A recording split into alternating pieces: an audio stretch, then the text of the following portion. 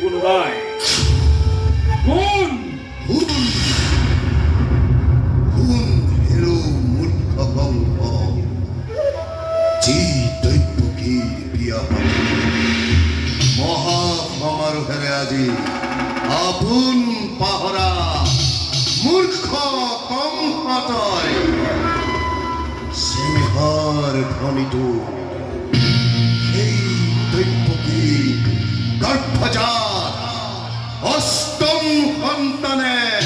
সংহাৰ কৰিব বুলি আক্ৰমণ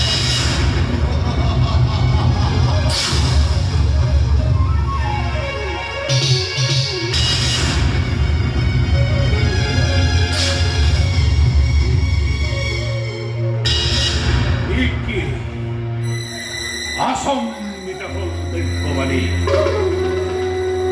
কিনা মেঘে বজ্ৰপাত কংখৰ মূৰত কিবা হেতু দাৰুণ বিধিয়ে ৰচিলে দুৰ্যোগ মহা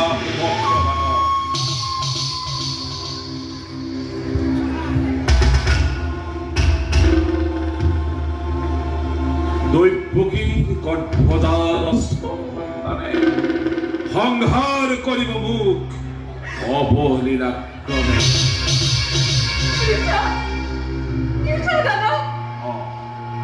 মিছা মিছা মিছা সঁচা অতি সঁচা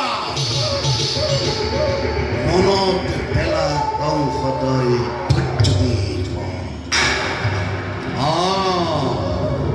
মনত পেলা মুখতই ধৈৰ্যধীৰ আজিকালি অপূৰ্ব সূচনা আজিকালি অপূৰ্ব সূচনা অপূৰ্ব সূচনা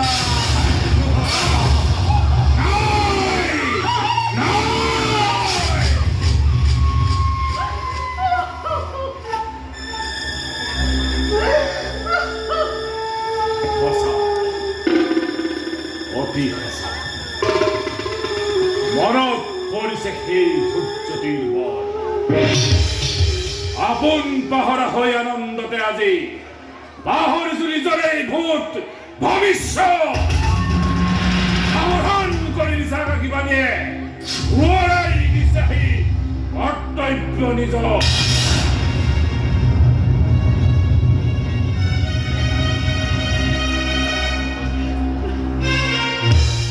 দৈত্যকীৰ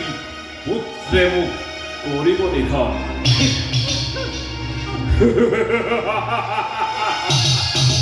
দৈত্যকীৰ পুত্ৰে কৰে কংসক নিধন দৈত্যকীৰ পুত্ৰে কৰে কংসক নিধন ৰুধিব কংসৰে বিহিৰখন মহারাজ পালিব দেই বিধির বেগে তীক্ষ্ণ তলোয়ার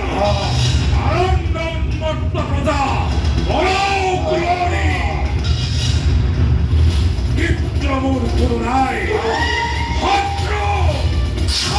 সকলে তাকে তাদের পা বলিয়া গতাল হরি তুরন জ্বালায়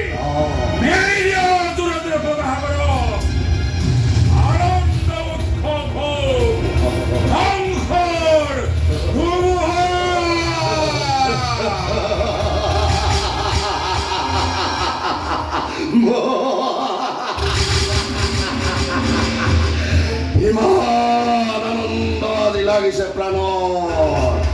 হাতৰ তীক্ষ্ণ কি কপিছে নিজে ৰক্ত প্লাৱন হ'ব পৃথিৱী দেহৰ ঘৰত তোলপাৰ হ'ব স্বৰ্গমৰ্ত্য পাতাল ৰক্ত প্লাৱন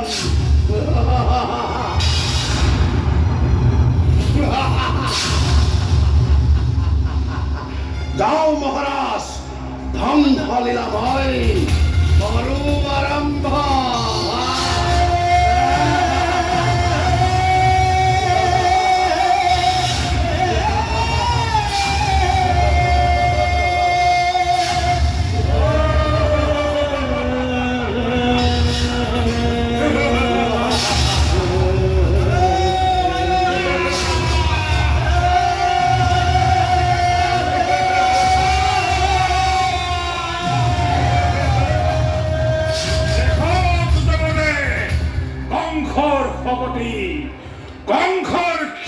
মহাৰাজ